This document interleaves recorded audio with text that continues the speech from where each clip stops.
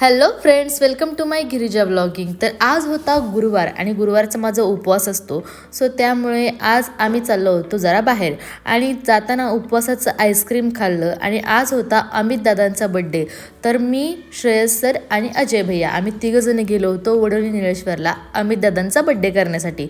श्रेयस सरांच्या गप्पा आता तुम्हीच ऐका.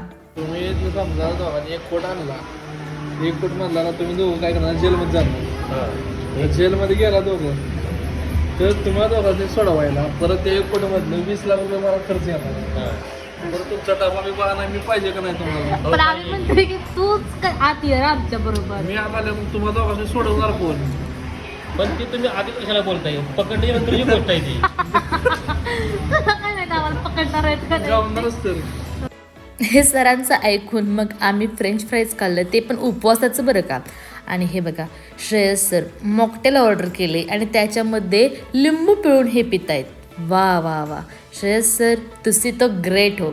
त्याच्यानंतर मग मी उपवासाची कोल्ड कॉफी मागवली. आता तुम्ही प्रश्नामध्ये पडलेला असाल की ही बाप रे, उपवासाचं किती काय खातीये.